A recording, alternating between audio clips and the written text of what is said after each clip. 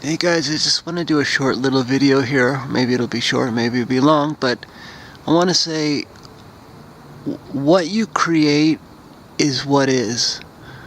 What you decide is what is. We have been fooled into thinking there's a set rule, there are set rules to things, and that life has a set amount of rules in all aspects, and that's not correct. What you create is what is. What you decide is what is in physical and non-physical. And if we get locked into a paradigm, we close ourselves off from the universe and from all things being possible. We cannot decide that things are a certain way. We have to be open to being students. We can hold on to things that we feel are valuable, but we must stay open. It's this narrative of living, of being human, and all things that connect with our family, our being family, and beyond, are stories that can be changed in a minute. And minute to minute. That's why we cannot decide with contact with our being family or with anything that things have to be a certain way, and if they're not fitting into a certain box, then they're not valuable. We have to look at living this experience with them, all experiences, as multiple storylines that can be interchanged at any given moment by choice.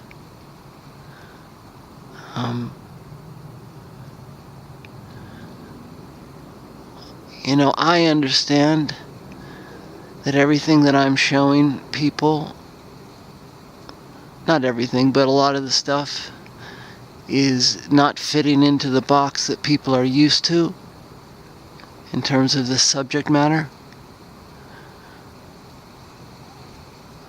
But you're missing everything if you decide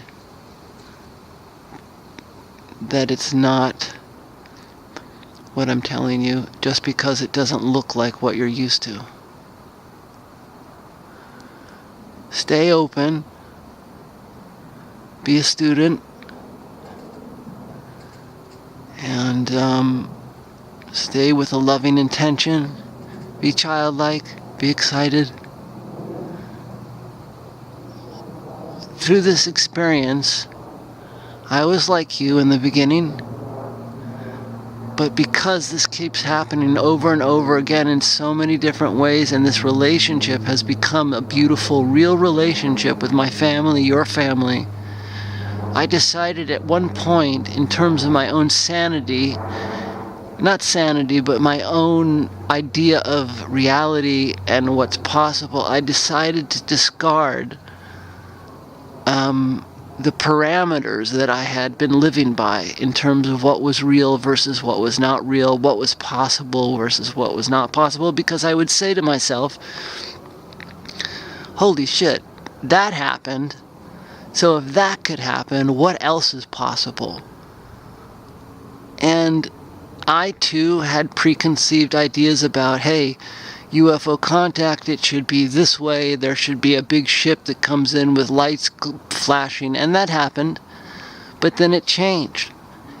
And I struggled with that too, like, oh, if it changed, does that mean that it's not happening as much? Does that mean that it's not happening?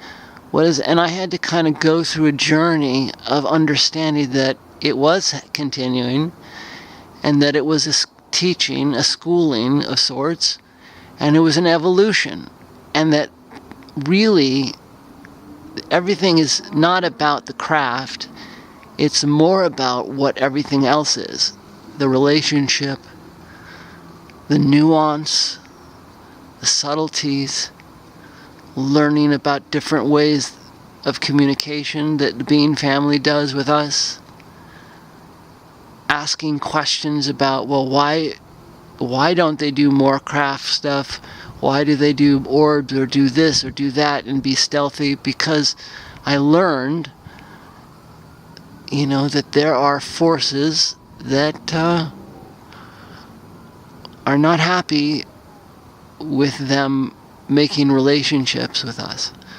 So that I understood then through that process that there were different ways that they had to communicate that could mimic nature and that could be perceived as nature, so that they could be stealthy and not seen, but also communicate intimately in an intimate way with an individual that they've established a pattern with.